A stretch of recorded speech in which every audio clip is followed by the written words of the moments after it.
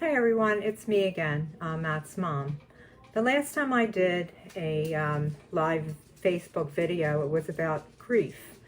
And I had a mom message me and ask me if I would do another video regarding educating our families and friends on how it is for us after we lose our children. And it's funny because I did write an article about this a while back.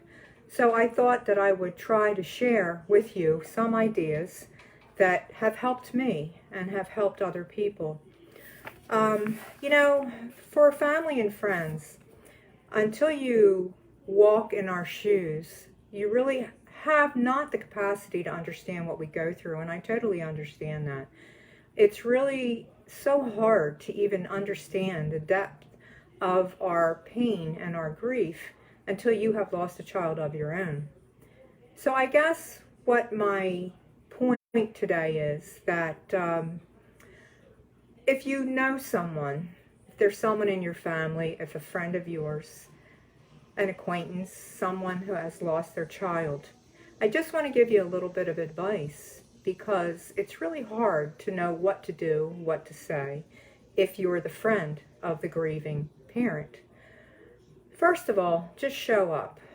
I know when I was early in Matt's grief, people just showed up for the funeral. They came for a day or two, and then everybody just disappeared. You know, it's easier to go back to your life than it is to stay with a friend who is in a really bad place. My advice for family and friends is just show up. Don't call to see if, she's ready for a visit, because I can tell you, I self-isolated when Matt was first gone, and I didn't really want to talk to anybody. But I had an incredible friend who would never call. She would just come, and she would let herself in, and she'd find me on the couch, still in my pajamas, still sobbing, eyes red and swollen, and she would just sit with me. She would let me talk about Matt. She never once told me what I should be doing or shouldn't be doing. She just sat there and let me cry and shared stories about Matt, and I just thought that was just so absolutely incredible. It really, really let me know that even though I was in such deep grief, that I really wasn't alone. The next thing is accept our elephant. It's not going to go away, I can guarantee you that. And when you come and visit, or if you call, talk about our children. Say their names. It's okay. We want to talk about our children. Just because they're gone from this earth and our lives doesn't mean that they're not in our hearts and our minds, and they are always going to be a part of our daily lives. You just can't forget about your child. No matter how long they were in your life, they are still part of your heart. Death doesn't really change anything when you lose a child. We still feel a connection to them, and we so appreciate you sharing stories that you have about them. There might be stories that you know that we don't, and that would always bring a smile to our face. So please don't ever be afraid to talk about our children, to say their names, to bring them up, because, it's like walking on eggshells. We don't want you to be uncomfortable, but we don't want to be uncomfortable either. It's very hard to try to put on a facade when you're grieving so deeply. So allow us to talk about our children. You talk about our children. Share memories, share pictures. It's a wonderful thing to do to a grieving parent. The next thing is just let us cry. Please don't be uncomfortable. We're going to cry. A memory, the fact that you cared enough to come to sit with us, to call us, to remember us, it does. It's so incredibly moving to our hearts, because most people, in my own experience, have walked out of my life. Some family and many, many friends. It's very sad that, I feel like I'm being punished because I grieve my son. So if you let me cry, it's okay, because 5 years later, I'm still going to cry. Birthdays, holidays, nothing changes. It's very hard for us to forget about our children, and it's impossible to do that. The next thing I would like to say is never tell us that it's okay, that it's going to be okay. Because it's not. And I made that same mistake when I was a NICU nurse. I sat with many moms as their babies were dying, and I would say it will be okay. And now I look back and I'm thinking, it would have been better had I just not said anything, had I just sat there and held her and let her cry. I've learned from my own experience how hard it is to be around people that don't understand, and then they want to say something. I guess the silence is too uncomfortable for many people. So they want to give us advice on what we should be doing and how we should be doing it. And, we understand your good intentions with that advice, but it's really, really hard for us to do anything. See, you can go home to your children, to your intact family, and we sit at a table with an empty chair. We go to bed with an empty bedroom. Our children can't be replaced. And I've heard so many times, well, you have another child. I absolutely do, and I love him also. But you can't replace children. It doesn't matter how many you have. If you've lost one, there's a big void in your life. The next thing I really want to share, and it's really important, don't force a grieving parent to go out in public until they're ready. It's very, very hard to be around happy families, to see a mother and a son out to lunch, or a family out to lunch or out to dinner, or even at the movies, seeing groups of people that are happy and laughing and intact. It was very, very hard for me. The first time I even tried to go out to lunch with a friend, I forced myself, and I shouldn't have done it, because as soon as we sat at a table, I desperately tried to stay there, but then a mother and her son came in, and they started, sitting at a table close by, and I could hear their conversation and hear their laughter, and I just broke down, and I had to leave. And unfortunately, my friend was really upset with me, felt like I wasn't trying hard enough, and that, I should have done better. But you don't understand that when we lose a child and then you go out in public and you see intact families, it just makes it 10 times worse for us, and we're just not ready to handle other people's happiness. In time, we will get there, but initially, we're just not ready. And for you to try to put pressure on us to do things that we're not ready to do is harmful to us, because it makes us feel bad. We don't want to alienate anyone from our lives. We really need our friends and our family to help support us through this time. But, when you try to force us to do things that we're not ready to do, then we're going to back off and start to self-isolate. So if you want to help us, don't force us to do anything that we're not ready to do. Ask us if we're ready to go out. A walk in the park, just not being in groups of people, would be so much more therapeutic and healthy. And while you're doing that, you could just walk and talk, and let us talk, let us cry. There's nothing to be ashamed of when an adult cries over the loss of a child. It's nothing to make us feel bad about. The next thing I had happen to me also was a friend came over, and she told me, it's been, and you should be. Well, I can tell you how long it's been to this day, and I should be? Well, this young woman had no children, was never married, and she was really kind of harsh. And I thought, wow, you have no clue what it's like to lose a child and to then be forced by society to think there's something wrong with you because you're grieving, and that there's a time limit on our grief. There is no time limit on grief. I think we've all kind of figured that out. I know a man whose daughter's been gone for 18 years, and he still grieves her every day of his life. Our children are part of our hearts. They're part of our lives. We gave birth to them. We carried them. We raised them. We did everything to keep them safe.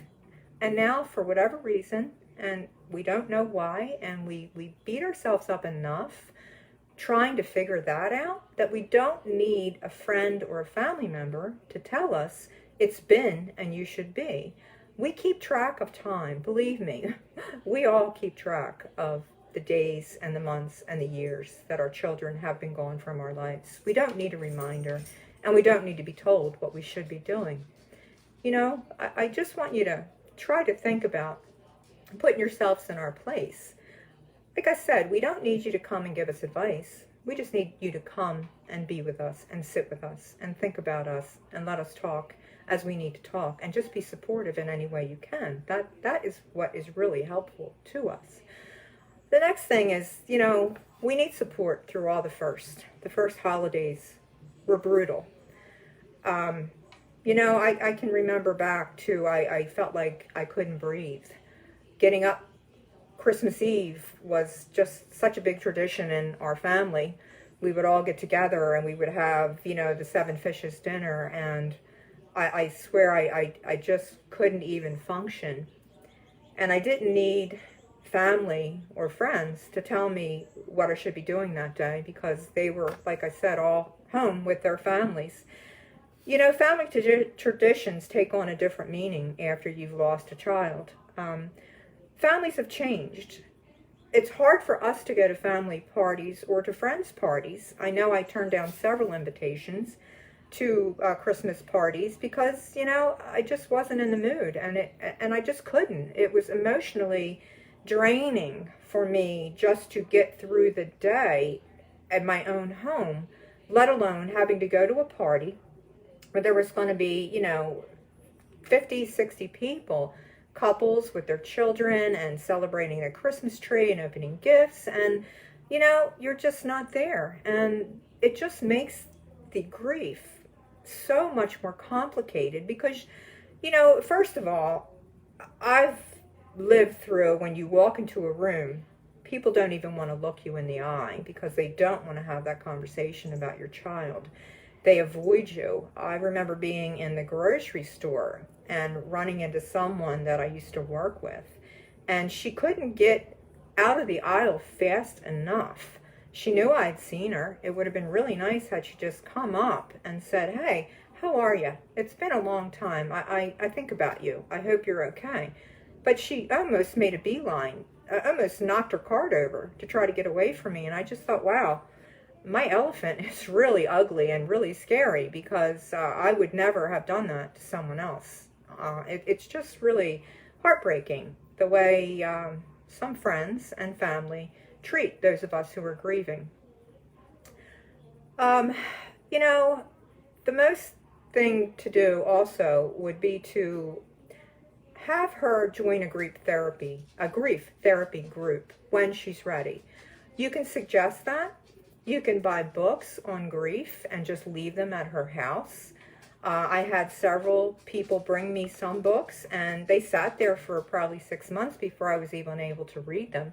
But it was good that I had them. It was good that I did not have to go out in public and stand in a bookstore in the section on books on grief, because I don't think I would have been able to do that. And if I had been able to do that, I probably would have been a sobbing mess in the store. And, you know, it's really disturbing because, you know, people look at you like, oh my God, what's wrong with her? Why is that lady crying? And it's really hard to explain yourself to strangers, let alone explain yourself to family and friends who know what you've been through. They've been to your son's or daughter's funeral.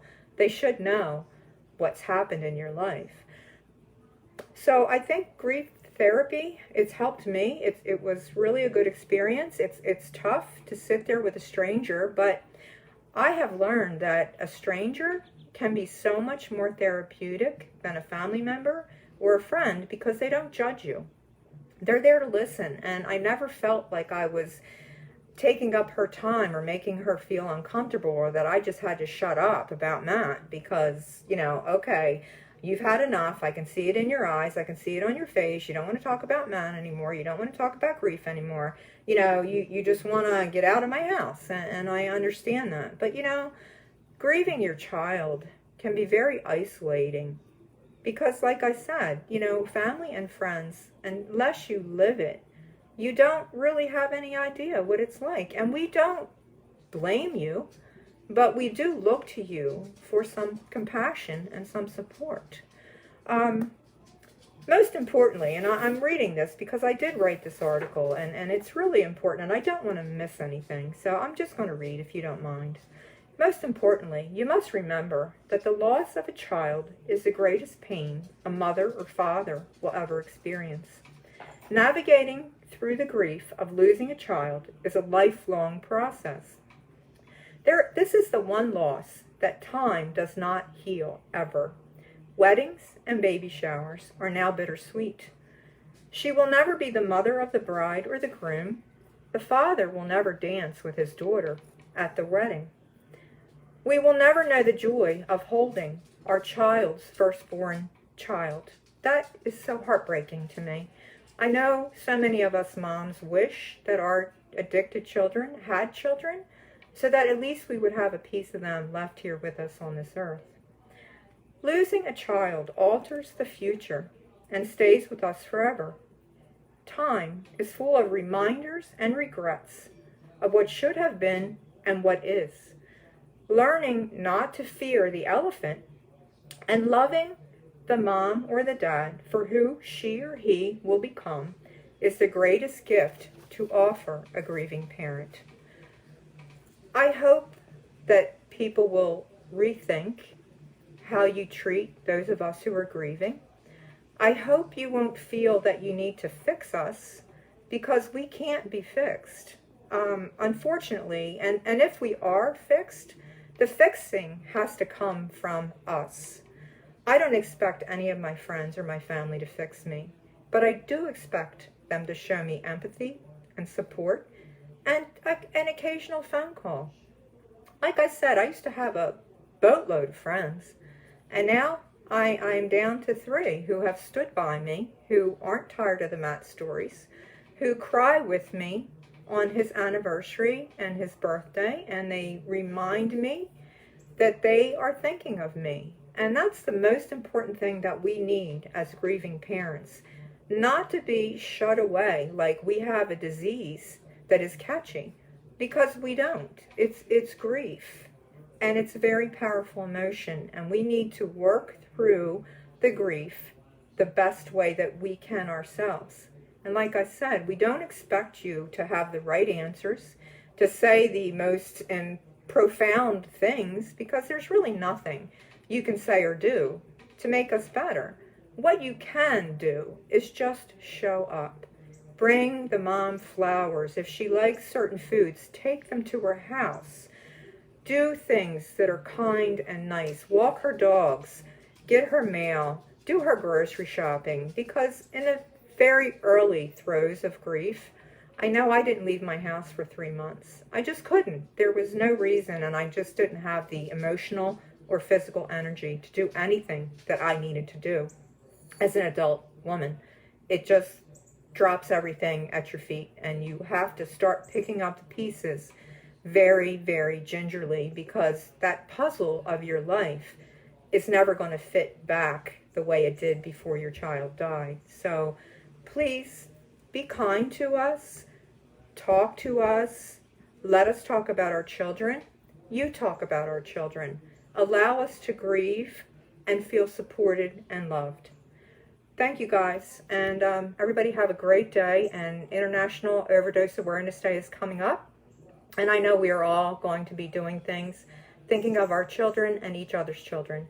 So may God bless us all with his peace and his understanding, and everyone just have a blessed day, and take care, and don't worry, it's okay to grieve. It's okay not to be okay, and we all have each other. There's so many of us that know how this is. So hopefully somebody will listen to what I said and reach out and contact a grieving parent. Thank you all. Have a great day.